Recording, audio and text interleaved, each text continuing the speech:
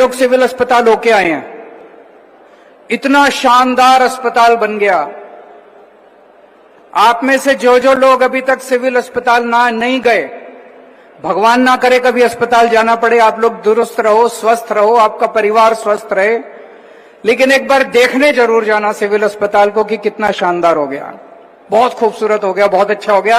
Private अस्पताल भूल जाओगे, आप सिविल अस्पताल में जाना चालू कर दोगे। ये पहले ऐसा नहीं था। अभी 2-4 महीने पहले जो जो लोग गए होंगे साल भर पहले सिविल अस्पताल में, उनको पता होगा कि कांग्रेस वाले, अकाली दल वाले, बीजेपी वाले लुधियाना वालों के लिए कैसा सिविल अस्पताल छोड़ के गए थे। 30 सालों में 30,000 चूहे छोड़ के गए थे सिविल अस्पताल के अंदर। सबसे मुश्किल काम तो वो चूहे निकालना था। अभी जैसा संजीव अरोड़ा जी ने बताया, वहां पे अगर आप टॉयलेट के सामने से निकल जाते थे, इतनी बदबू आती थी अंदर, आप जा नहीं सकते थे टॉयलेट के। सीवर की लाइनें चौक पड़ी थी, अस्पताल में चारों तरफ गंदगी गंदगी थी, छतों से पानी छूता था, बुरा हाल था सिविल अस्पताल का। कोई वहां इलाज कराने जाता था तो इलाज तो नहीं होता था, वो तो 10 बीमारियां और लेके आ जाता था। आज उस सिविल अस्पताल को आम आदमी पार्टी की सरकार ने, मान साहब की सरकार ने, संजीव अरोड़ा जी के प्रयासों से आज शानदार सिविल अस्पताल बन गया है। और ये केवल लुधियाना में नहीं है, आपके अब बहुत जल्दी पूरे पंजाब के अंदर सारे अस्पताल ठीक करने वाले हैं हम लोग। जगह जगह मोहल्ला क्लिनिक बन गए। कौन कौन लोग मोहल्ला क्लिनिक देख के आए हैं अभी तक? कौन कौन गए हैं मोहल्ला क्लिनिक में? अच्छे बने कि नहीं बने? शानदार बने कि नहीं बने?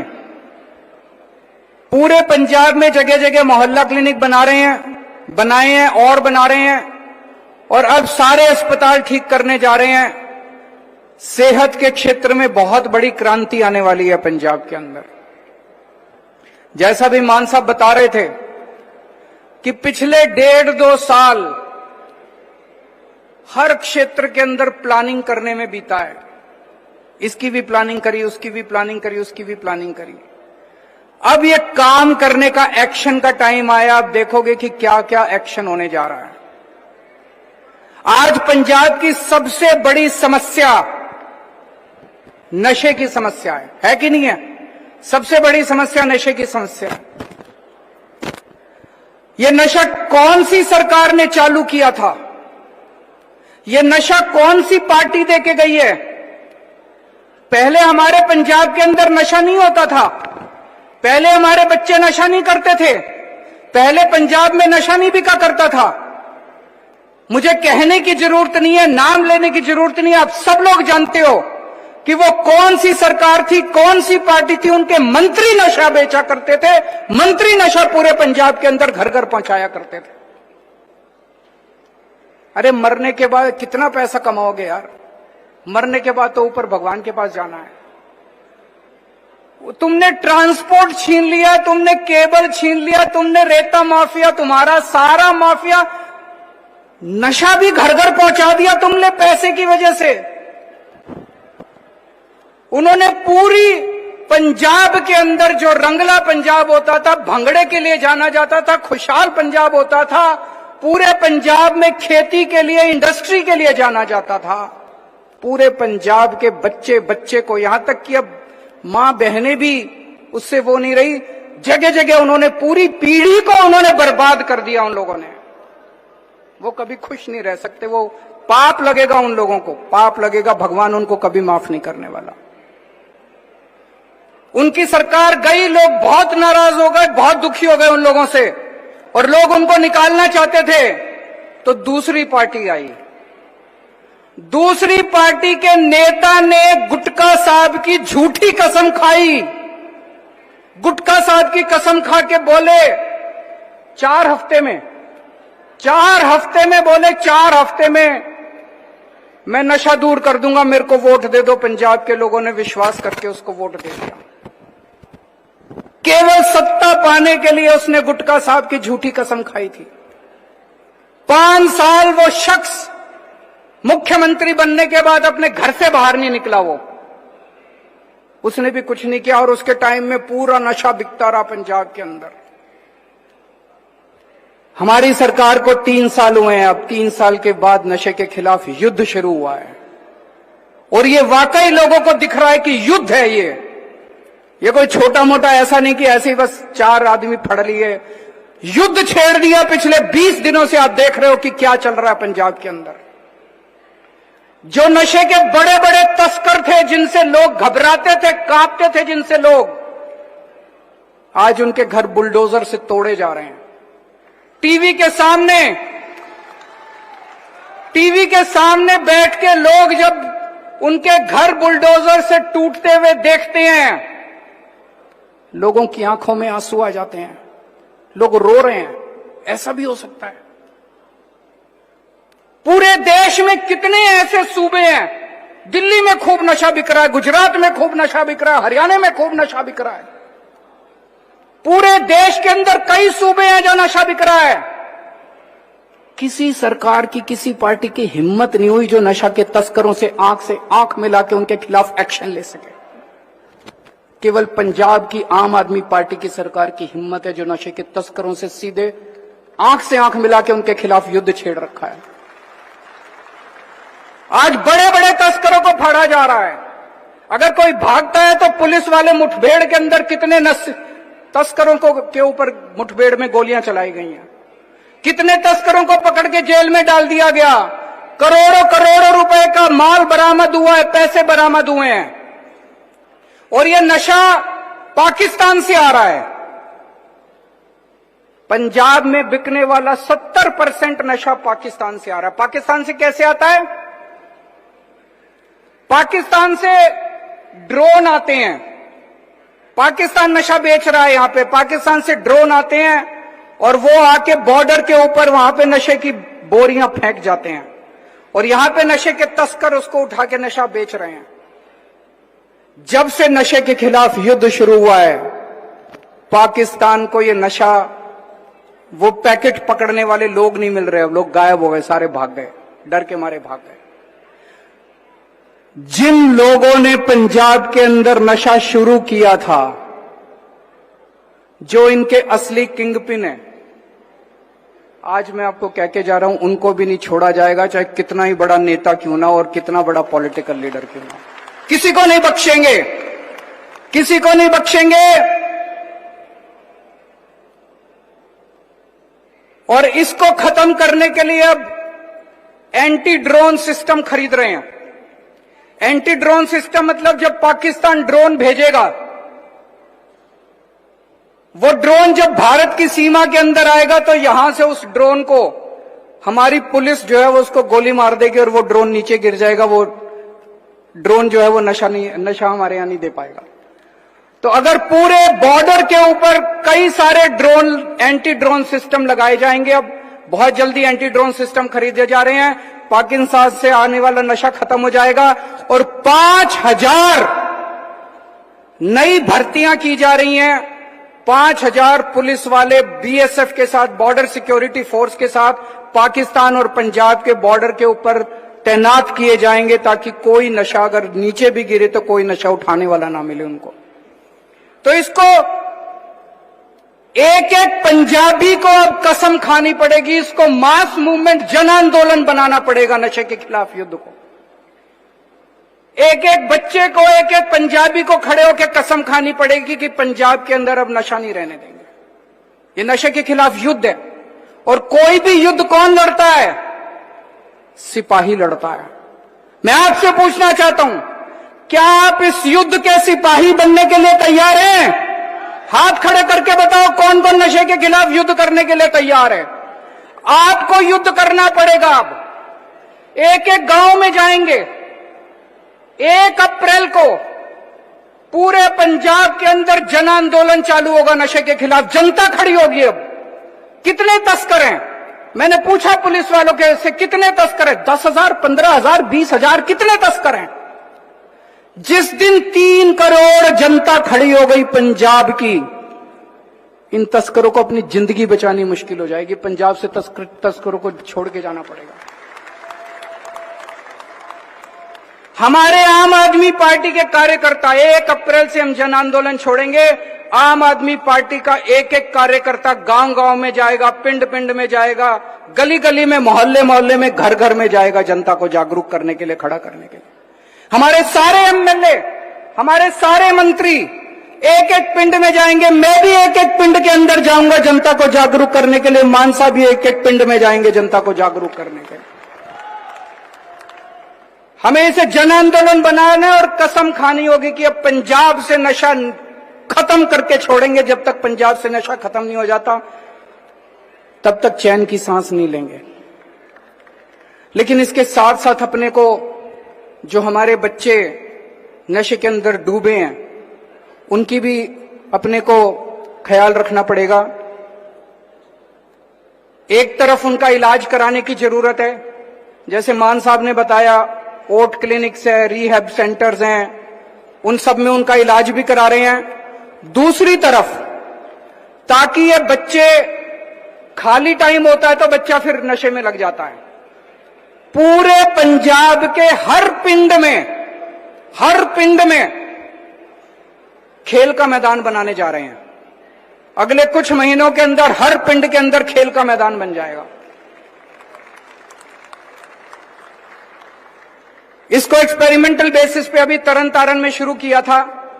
तरन तारण के 87 गांवों में, तरन तारण में वॉलीबॉल बहुत खेली जाती है, वॉलीबॉल के 87 गांवों में वॉलीबॉल के कोर्ट बन के तैयार हो गए। नेट दे दी, बाउंड्री वॉल लगवा दी, वॉलीबॉल के कोर्ट बना दिए, बॉल दे दी और वहां बच्चे खूब खेल रहे हैं।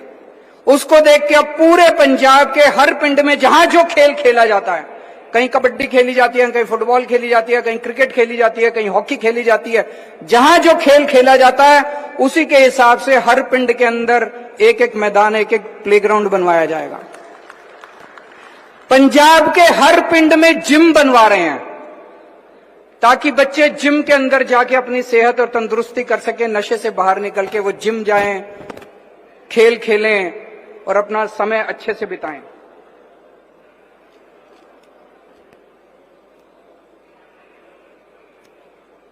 एक मेरी सब लोगों से विनती है, एक तरफ पंजाब पुलिस लगी हुई है, पंजाब पुलिस ने बहुत अच्छा काम किया है नशे के खिलाफ इस युद्ध में, लेकिन सबसे ज्यादा जरूरी है, जब तक जनता पुलिस के साथ मिलकर काम नहीं करेगी तब तक काम नहीं चलेगा। एक फोन नंबर दे रहा हूं मैं, अगर आपको किसी को कहीं पे नशे की जानकारी है, कोई नशा बेच रहा है, नशे के तस्कर की जानकारी है, इस नंबर पे फोन करके या व्हाट्सएप करके बता दो। आपकी आइडेंटिटी नहीं बताई जाएगी, किसी को नहीं बताया जाएगा कि किसका फोन आया था, लेकिन आपको बताना पड़ेगा कि आपके पिंड में कौन नशा बेच रहा है और आपके मोहल्ले के अंदर कौन नशा बेच रहा है। ये नंबर है 9779100200, 9779100200। जब हम 1 अप्रैल से जन आंदोलन भी शुरू करेंगे, इस नंबर को अभी पूरे पंजाब के अंदर भी अलग अलग होर्डिंग लगा के, पोस्टर लगा के इस नंबर को जनता तक पहुंचाएंगे। एक और इंपॉर्टेंट चीज है, किस घर में कौन नशा करता है, किसको सरकार की मदद की जरूरत है। एक तरफ नशे के तस्करों को बख्शा नहीं जाएगा, उनके खिलाफ सख्त एक्शन लिया जा रहा है, लेकिन जो नशा करने वाले हैं उनको गले से लगाने की जरूरत है, उनको मरहम की जरूरत है, उनको प्यार की जरूरत है, मोहब्बत की जरूरत है। तो एक नशे का सेंसस करवाया जाएगा पूरे पंजाब में। घर घर जाके सेंसस करने वाले लोग हर घर जाके पूछेंगे आपके घर में कोई नशा तो नहीं करता। अगर कोई नशा करता है तो उसके इलाज का भी इंतजाम किया जाएगा। तो पूरे पंजाब में ड्रग सेंसस करवाया जाएगा, नशे का सेंसस करवाया जाएगा पूरे पंजाब के अंदर। और आइडेंटिटी गुप्त रखी जाएगी, आइडेंटिटी गुप्त रखी जाएगी। किसी को नहीं बताया जाएगा, ये डेटा किसी से शेयर नहीं किया जाएगा। लोग ये बताने में भी कतराते हैं कि हमारे घर कोई नशा तो नहीं करता। पिछले कुछ दिनों में हम ये भी देख रहे हैं, जैसे जैसे नशे के खिलाफ युद्ध बढ़ता जा रहा है, ऐसे ऐसे राष्ट्र विरोधी तत्व जो हैं पंजाब की शांति भंग करने में लगे हुए हैं। फर्जी ग्रेनेड फेंके जा रहे हैं, इधर ग्रेनेड फेंके जा रहे हैं, उधर ग्रेनेड फेंके जा रहे हैं। मैं उन लोगों को चेतावनी देना चाहता हूं, ये कांग्रेस या बीजेपी या अकाली दल की सरकार नहीं है, बच के रहना तुम लोग। ये आम आदमी पार्टी की सरकार है, बख्शेंगे नहीं। कल अमृतसर के मंदिर पे ग्रेनेड फेंकने वाले को मुठभेड़ में मारा गया। वो अपनी जान प्यारी है तो मैं उनको चेतावनी देना चाहता हूं, जान प्यारी है तो पंजाब की शांति भंग करने की कोशिश मत करो, किसी को नहीं बख्शा जाएगा। बच्चा उठाने वाला और अभी जालंधर पे जिसने यूट्यूबर के ऊपर फेंका था, आज मुठभेड़ में उसे भी गोली लगी है, आज सवेरे सवेरे। रोज पंजाब युद्ध छेड़ दिया है। पहले ये जो छोड़ के गए थे कांग्रेस वाले, बीजेपी वाले, अकाली दल वाले, चारों तरफ गैंगस्टर राज था, गैंगस्टर ही गैंगस्टर थे। अब सारे गैंगस्टर कह रहे हैं जी हमें यहां से पंजाब की जेल से निकाल के उधर की जेल में डाल दो, हमें यहां से निकाल के गुजरात की जेल में डाल दो। अब ये सारे गैंगस्टर पंजाब से बाहर जाना चाह रहे हैं, क्योंकि उनको लग रहा है पंजाब में रहे तो हमारी जान की खैर नहीं है। तो आपको गैंगस्टर से छुटकारा दिलाया जाएगा, आपको नशे से छुटकारा लेंगे हम लोग, और ये जो शांति भंग करने वाले इनको भी बख्शा नहीं जाएगा। भ्रष्टाचार के खिलाफ भी एक युद्ध छिड़ गया पिछले दिनों में, आपने देखा होगा। जो काम मान साहब ने तहसीलदारों के भ्रष्टाचार के खिलाफ किया, कुछ तहसीलदार रंगे हाथों भ्रष्टाचार करते हुए पकड़े गए। उनकी हिम्मत देखो, सारे हड़ताल पे चले गए, हम काम नहीं करेंगे। उनको लगा कांग्रेस जैसी सरकार है, उनको लगा बीजेपी जैसी सरकार है, अकाली दल जैसी सरकार है, हमारे से बैठ के मिन्नत करेंगे, हमारी मांगे मानेंगे। हमारे मंत्री ने मिलने से मना कर दिया। अगले दिन मान साहब ने कहा इनको सबको सस्पेंड कर दूंगा मैं। उनको इधर वाले को उधर, उधर वाले को इधर, और कई लगभग 17 लोगों को सस्पेंड किया। मान साहब कितने? 17 लोगों को सस्पेंड किया गया। भ्रष्टाचार करने वालों को भी आज मैं चेतावनी देना चाहता हूं कि जो अपने तरीके बदल दो, वरना बचोगे नहीं, जेल जाना पड़ेगा। जितने भ्रष्टाचार करने वाले हैं, भ्रष्टाचार बर्दाश्त नहीं किया जाएगा। और बहुत बड़े स्तर के ऊपर रिफॉर्म्स किए जा रहे हैं। हमें पता चला रजिस्ट्रियों में, म्यूटेशन में बहुत ज्यादा भ्रष्टाचार हो रहा है। इसके ऊपर कई सारे कदम उठाए जा रहे हैं। 3 से 4 महीने के अंदर रजिस्ट्रियों में भ्रष्टाचार बिल्कुल जीरो हो जाएगा, खत्म हो जाएगा। सिस्टम ऐसे बना देंगे कि भ्रष्टाचार करना ही पॉसिबल नहीं होगा, भ्रष्टाचार संभव ही नहीं होगा, पॉसिबल ही नहीं होगा। इसके कई सारे सिस्टम, जितने पब्लिक डिलीवरी का काम है, आपको लाइसेंस बनाना होता है, राशन कार्ड बनाना होता है, बिजली का कनेक्शन लेना होता है, पानी का कनेक्शन, जितने काम, जाति प्रमाण पत्र, बर्थ सर्टिफिकेट, डेथ सर्टिफिकेट, अब आपको दफ्तर जाने की, कोई काम करने के लिए किसी दफ्तर जाने की जरूरत नहीं पड़ेगी। फोन करना, सरकार आपके घर आके आपका काम करके जाएगी। सारे पब्लिक डीलिंग के ऑफिसेज को ताला लगा देंगे, कोई जरूरत नहीं है दफ्तर में किसी को जाने की। आपके घर आके सरकार काम करके जगह रिश्वतखोरी को बंद कर देंगे।